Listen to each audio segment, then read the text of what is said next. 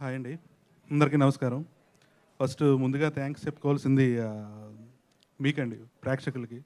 ఇంత పెద్ద block buster ఇచ్చారు మాకు ఈ 2023లో. సో ఈ సినిమా ఇంత అద్భుతమైన కథలో నా మాటలు ఉండడం, నాకు మాటల రచయితగా అవకాశం ఇవ్వడం, ఐఎమ్ బ్లెస్డ్. యాక్చువల్లీ నాకు చాలా అదృష్టం నాకు. సో అవకాశం నాకు ఇచ్చిన శౌర్య గారికి, అలాగే వైరా ఎంటర్టైన్మెంట్స్ విజేందర్ రెడ్డి గారికి, మోహన్ గారికి ప్రత్యేకంగా థ్యాంక్ యూ.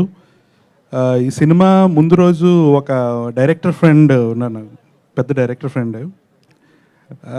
అతను నేను మాట్లాడుకుంటున్నాం సినిమా ముందు రోజు.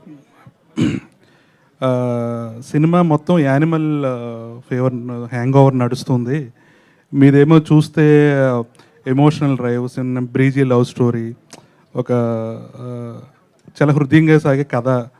ఇది ఈ హ్యాంగ్ ఓవర్లో ఎలా ఉంటుంది మీ కథ అని అడిగాడు నన్ను. యాక్చువల్లీ అతను పెద్ద డైరెక్టరే. నేను చెప్పిన సమాధానం ఏంటంటే, హ్యాంగ్ ఓవర్ సెట్ అవ్వడానికి, హ్యాంగ్ ఓవర్ సెటిల్ అవ్వడానికి ఖచ్చితంగా మనం పొద్దున్న లేచి చల్లని మజ్జిగ తాగాలి, లేకపోతే ఒక స్వీట్ లస్సీ తాగాలి, లేకపోతే కొబ్బరి నీళ్ళు తాగాలి. సో అలాంటి సినిమా మా సినిమా అన్నారు. సో అది మీరు అందరూ నిజమని ప్రూవ్ చేశారు. Thank you so much. And ఒక డెబ్యూటెంట్ డైరెక్టర్ డ్రామా రాయడం చాలా కష్టం అండి. యాజ్ ఎ రైటర్గా నాకు తెలుసు. ఫస్ట్ సినిమా డ్రామా రాయడం అనేది అది కత్తి మీద సాము.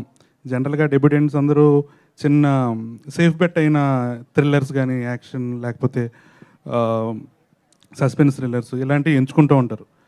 కానీ ఆ డ్రామా రాయడానికి చాలా గట్స్ కావాలి, చాలా కన్విక్షన్ ఉండాలి.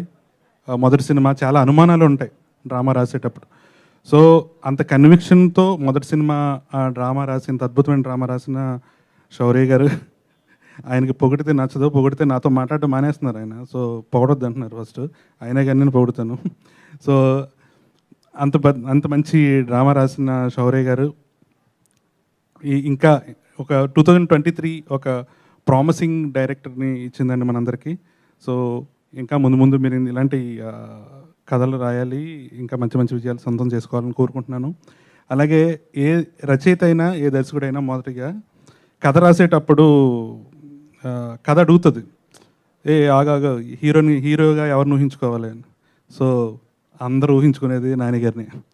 సో నాని గారు, ఈ కథ మిమ్మల్ని వెతుక్కుంటూ వచ్చింది, మీరు దీన్ని పల్లకిలో మోసారు.